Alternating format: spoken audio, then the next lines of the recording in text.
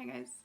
I want to talk a little bit about shadow work, and that's probably going to be my theme for October. That's the season that we're in, and I know that shadow work isn't popular. It's not something that a lot of people like to talk about. No one likes to talk about the things that they're hiding and the things that may not be deemed by society as kosher.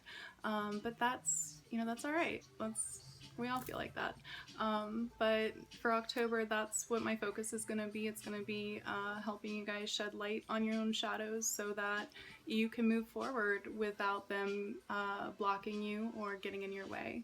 So, we're going to be talking about what are the monsters under your bed. If you're scared of the monsters under your bed, are you going to get out of bed? Probably not. You're going to sit there, and that's not good for your growth. So make friends with the monsters under your bed. Have you ever seen Little Monsters? That's such a good movie. So yeah, make friends with your monsters and make friends with the things that are a little bit weird about you, and that's okay. So with that being said, if shadow work isn't your thing, then I'll see you in November. So moving on, the shadows of life. So we all have certain energies inside of us. We have elements of air and earth and fire and water, and they're all inside of us. And we have different levels of each element inside. So you want to look at where you're dominant in your personality, and that's how you can kind of help navigate yourself.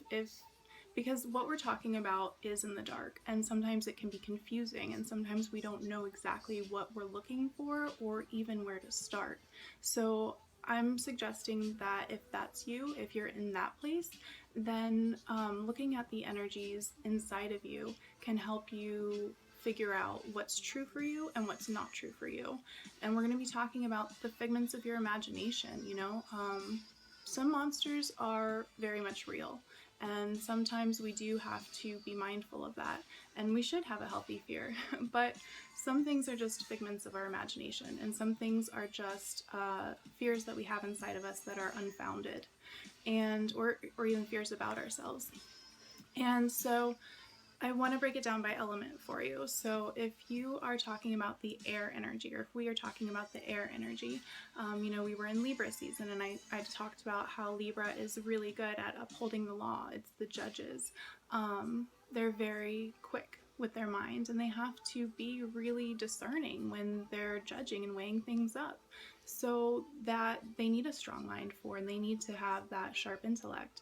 But the lower vibration of that, the shadow of that, would be to be hypercritical or to be hyper judgmental of others or self. That's a thing, it goes both ways. So with the intellectual energy, so if you're more of an intellectual person, if you're more of a thinking person, then that's somewhere where you can start looking for your shadow. And then in terms of like the fire energy, so passion and purpose and action, like what moves you, what's that fire inside of you telling you to do. And in the highest vibration, fire energy is very passionate, it's very expansive and creative and interactive and dynamic.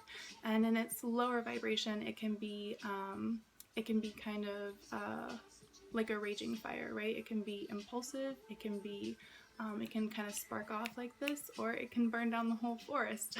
So you can see why it's important to keep a handle on that. That's a good visualization, is keeping your fire in check, right? Managing the flames so it doesn't overtake you. And it's the same as it relates to the intellectual energy and the others that we're going to get into as well. So if you're more that passionate person, if you're more that outspoken, here I am kind of person, then that might be where you want to start looking for your shadow. And then we get to the water energy, and the water energy is emotions, it's feelings, it's that intuitive sense, right? And so with that energy in the highest vibration, it can be unconditional love, it can be nurturing, it can be intuition, that kind of thing. And then in the lowest vibration, it can be kind of emotionally manipulative, or it can be overly emotional, like overly attached, right? So too much of anything, again, that causes like flooding, and you can see how that's expressed in nature. And so if you're more that emotional type, then those would be the places that you want to look for your shadow, like where are you emotionally attached to. And then for the earth energy, so the earth energy is very grounded. So we talked about Virgo, right? And Virgo is an earth sign, and that provides stability and structure, and it's for boundaries, right? It lets us know where we end and something else begins. So that concreteness, and that can be very helpful. But in this lower vibration, it can be really rigid.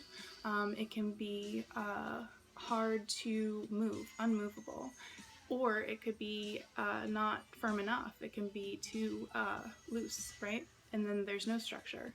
So you can see how the earth energy plays out for you. If you're somebody who's really practical, if you like to know what the value of things is, or things are, if you want to know, how you can use it in your life, then if you're that kind of person, a hands-on person, people that use their hands a lot tend to be high in earth energy.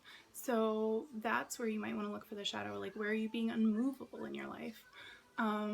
So those are some things to think about in terms of the shadow self.